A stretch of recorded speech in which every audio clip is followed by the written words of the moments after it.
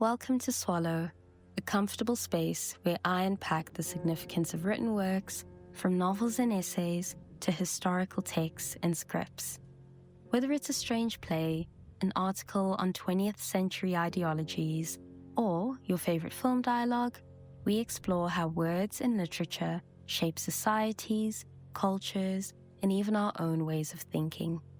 To enhance your experience, I incorporate soothing background ambience, adding a touch of ASMR that invites you to relax and immerse yourself fully in each episode. No gatekeeping knowledge, just deep dives, interesting stories, and reflections on why words matter. I'm Tandor, and I'm so glad you're here. Episodes come out whenever they come out, since this is a no-pressure space where I prioritize quality over quantity. Take a moment to settle in, get comfortable, and be present with me. To kickstart the very first episode, I wanted to review my favorite poetic prose. By Grand Central Station, I Sat Down and Wept, written by Elizabeth Smart. I stumbled upon this book by chance, and it was a blessing in disguise. You see, in reading through her work, it feels less like an autobiographic confessional and more like a collection of moments she has invited us to witness. We unravel a kind of entropy, how desire eats through order, through logic or rationality, and even through self. I found myself falling in love with her writing because I encountered it the way one meets a person in real life, without warning or preparation. I grew obsessed with this encounter, especially because this is poetry in motion. Smart took the idea of lyricism and turned it on its head. This wasn't a narrative poem. It was an unrelenting epistolary on desire and love.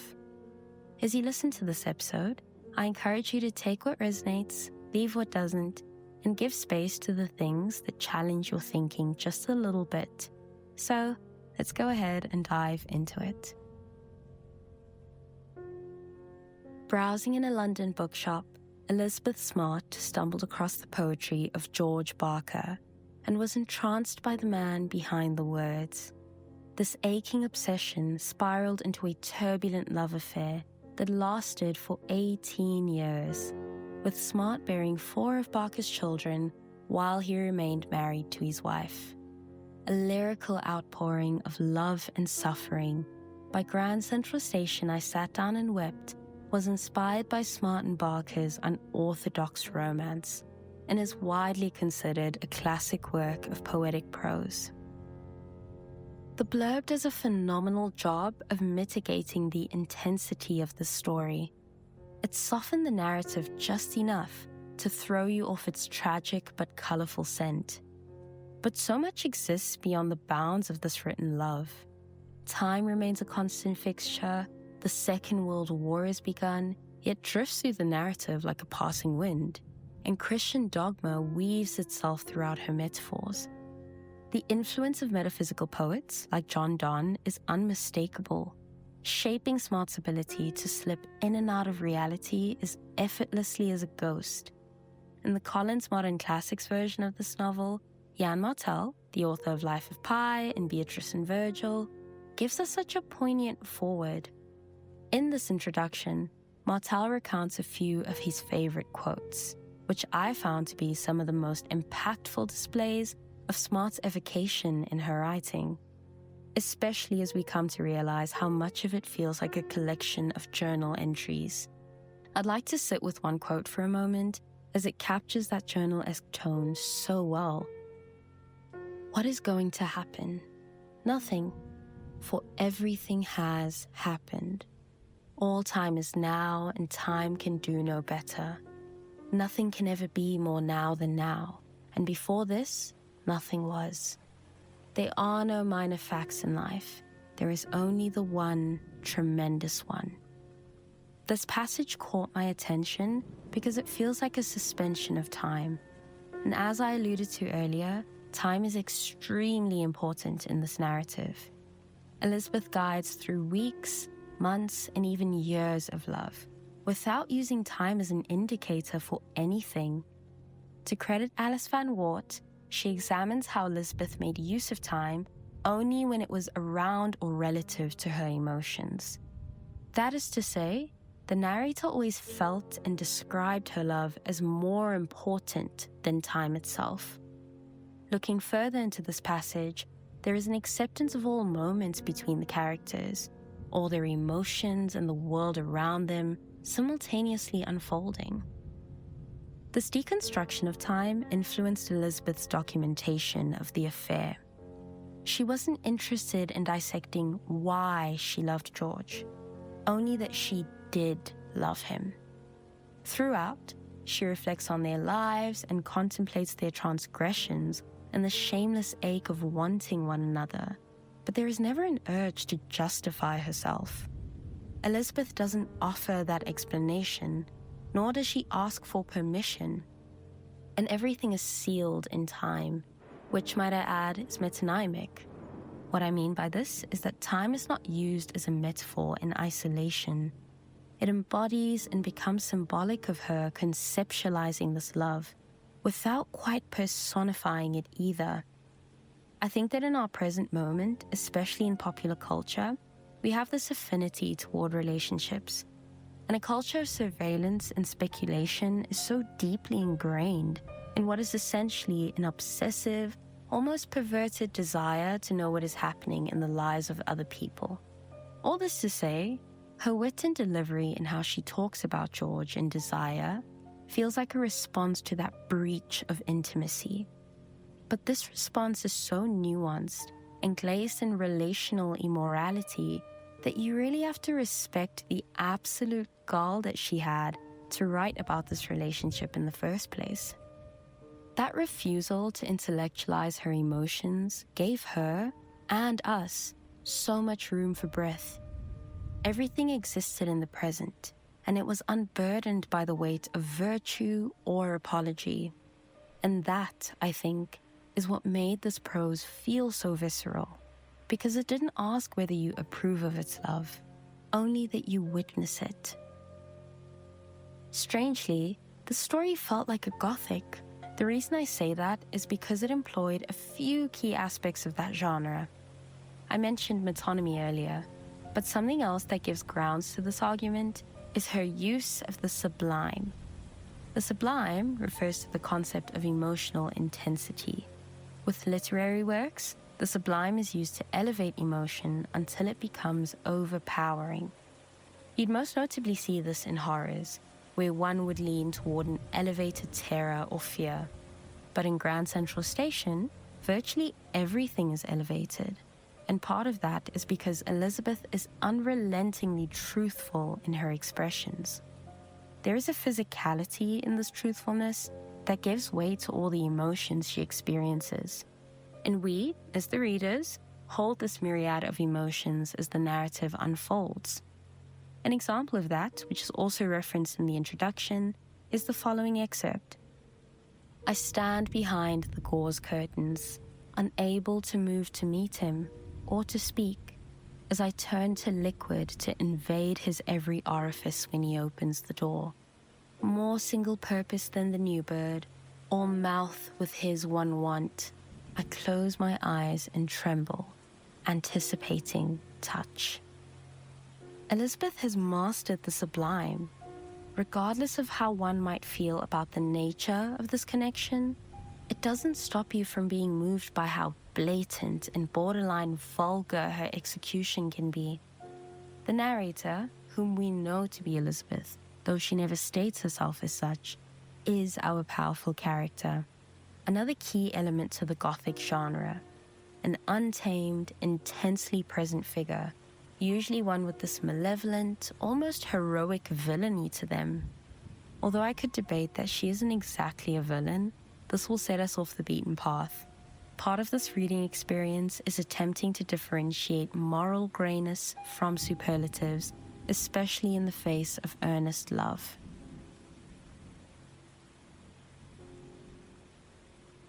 I believe that Elizabeth's self-awareness forms the very foundation of the prose.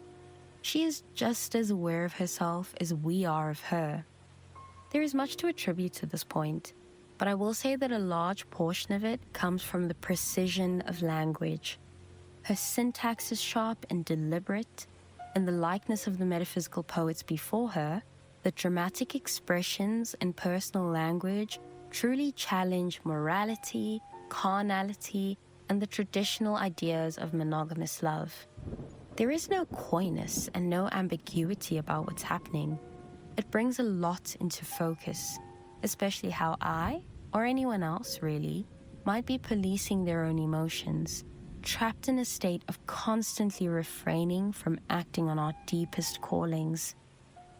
By stripping away pretense, she tethers her and George's existence to the mysticism of their bond, making it feel inevitable, almost fated.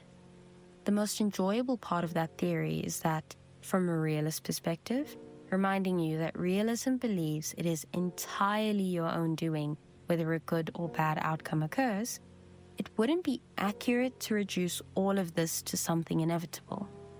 When looking at the idea of fate, we understand it to be a preordained thing.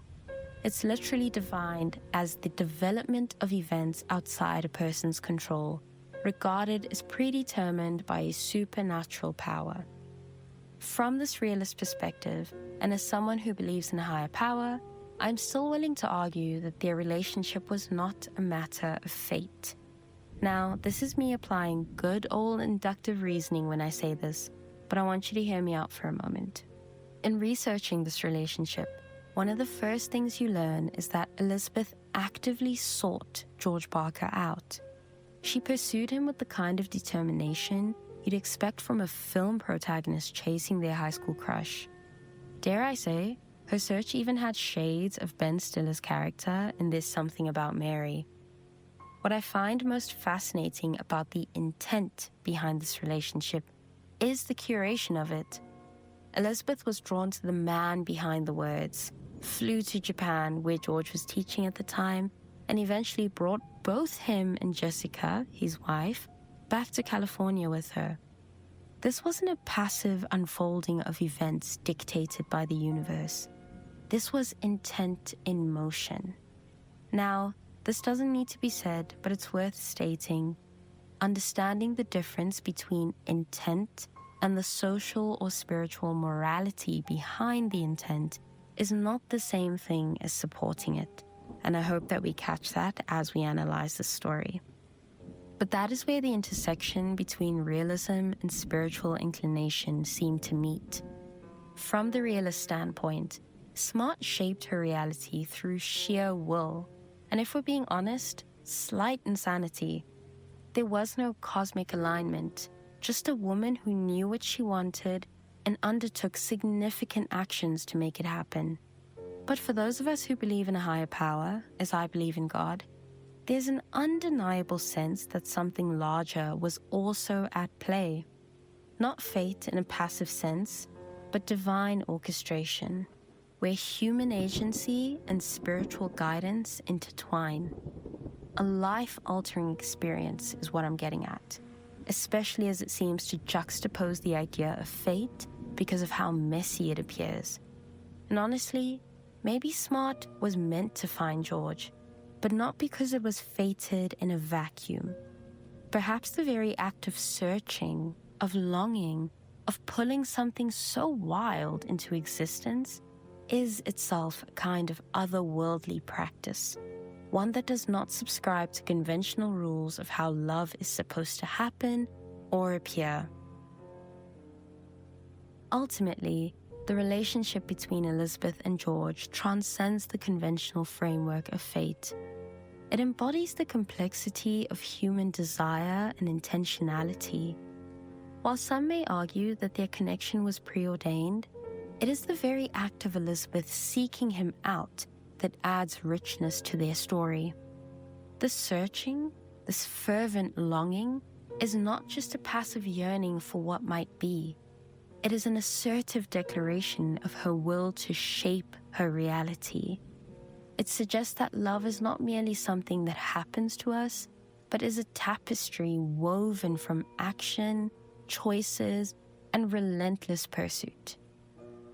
In contrast to the idea of fate, where outcomes feel preordained and out of our control, Elizabeth's pursuit of George reflects a more active engagement with life. It highlights how the search for connection can be both a moral and spiritual quest, blurring the lines between human agency and divine influence.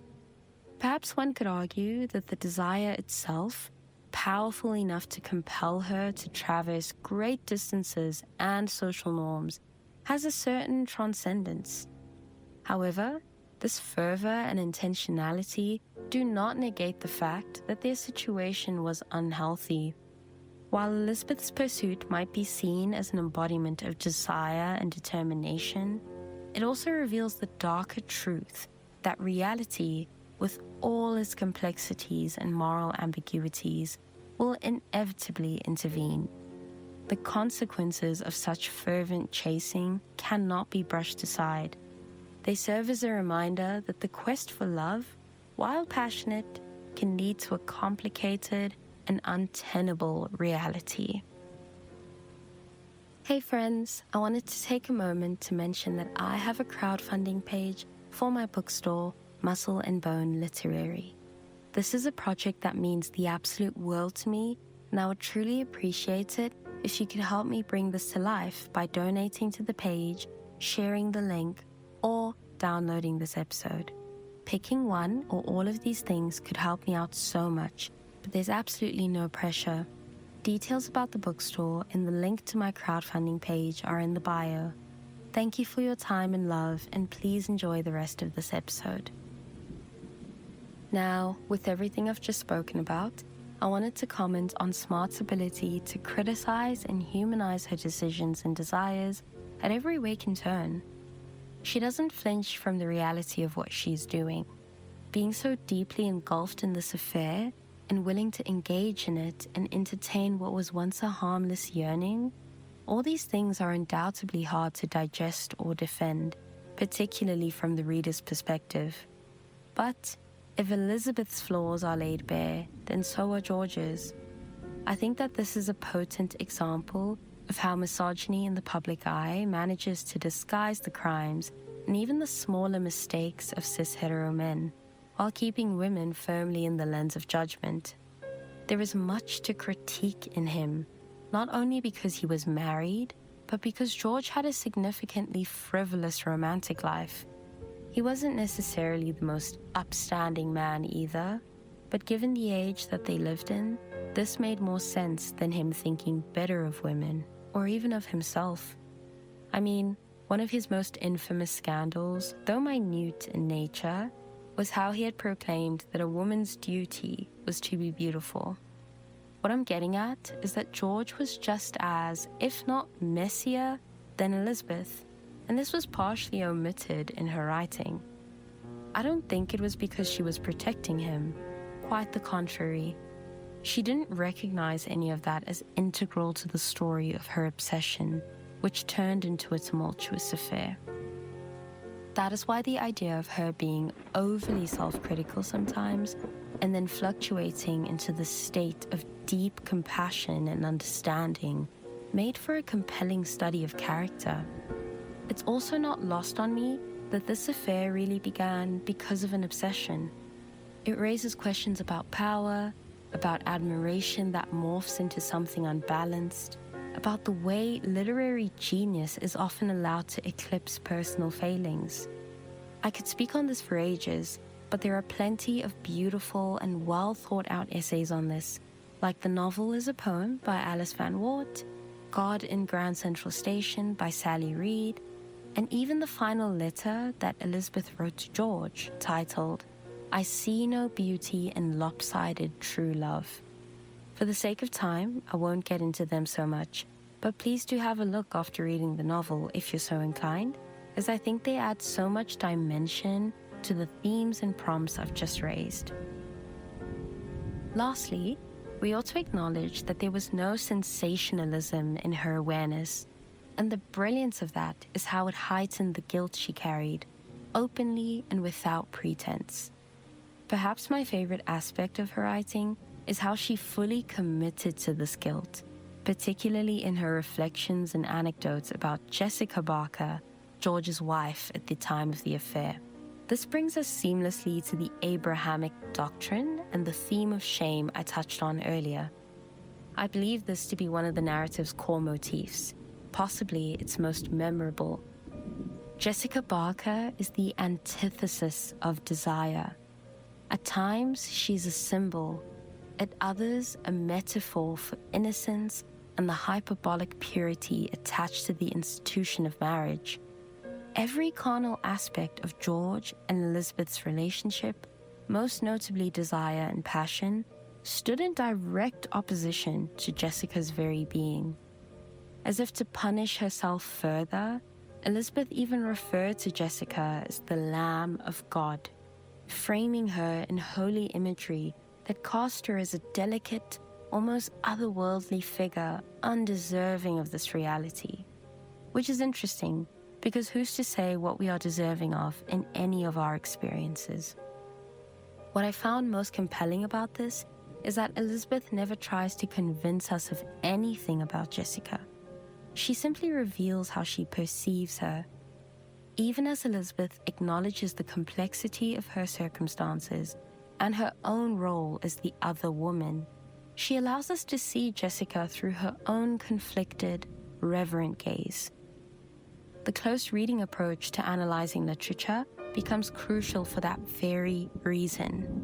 What I mean by close reading, especially with poetry, is that we should look at everything from grammar to the perspectives employed by our author and the way it impacts how we then use applied reading tactics to analyze this novel. For context, applied reading refers to the idea of reading beyond the lines, and in most scenarios, relating what you are reading to your personal experiences too. An example of how these approaches work in tandem with Smart's writing is how she uses the first-person perspective. What's fascinating about this is that Elizabeth wrote in the first person, and we, as the readers, were able to experience things with her a bit more intimately. But when Jessica is introduced into the narrative more independently, Elizabeth then transposes into Mrs. Barker.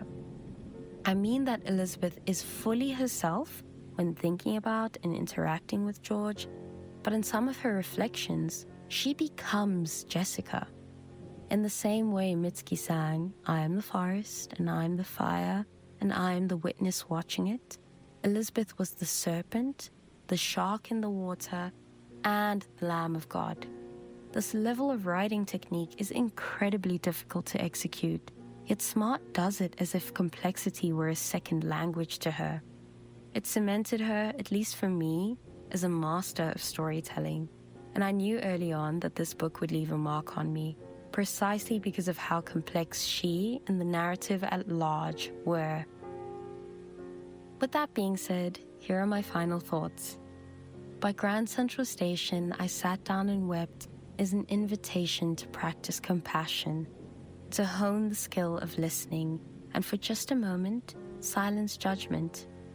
Whether she intended to or not, Elizabeth asks us to suspend disbelief and simply be present as she recounts the love that altered the course of her life. We witness the interplay between her actively curating a romantic connection and then being consumed by it in ways she likely anticipated. And yet, the irony is unavoidable.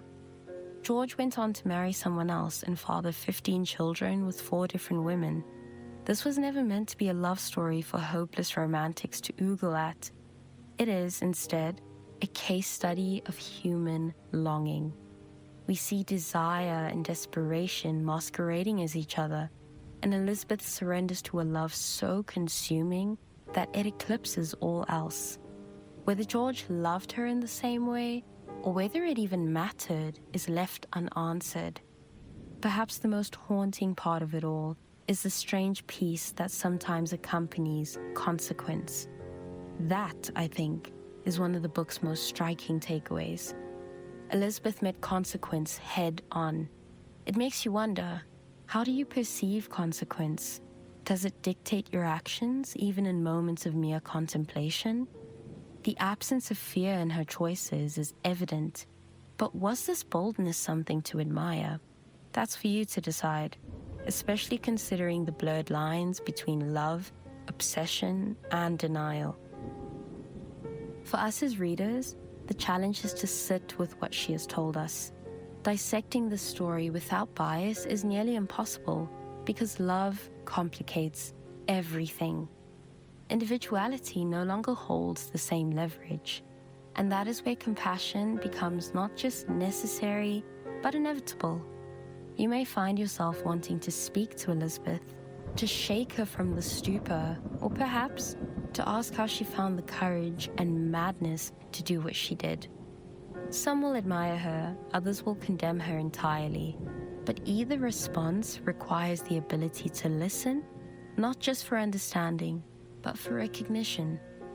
The more we listen, the more we find ourselves within these pages, not just in Elizabeth, but in Jessica, in the children obscured by their father's shadow, and even in George himself. After reading something like this, I doubt you'll perceive unorthodox relationships in the same way. If anything, all relationships are unorthodox, and the story places that perspective into practice. And that's a good thing. It forces us to challenge what we instinctively label as strange, irreverent, bad, or disappointing. It reminds us that love, in all its forms, is never just one thing. It is a collection of minor details, sometimes unexplainable or uncomfortable details, that pass by at a moment's notice and leave a lasting impact. Alright folks, that's a wrap for now. Thank you for tuning in to Swallow. If you enjoyed this episode and would like to show me some love, please download and rate it, as this helps me reach more reading friends. If you'd like to read more about topics like this, alongside the arts, social culture, and politics, you can subscribe to my newsletter, Muscle and Bone. If you feel like tipping, my Buy Me a Coffee link is attached in the bio, and I've also got a crowdfunding page for the bookstore project that I'm working on. This has been an analysis of By Grand Central Station, I Sat Down and Wept by Elizabeth Smart. See you soon. Bye.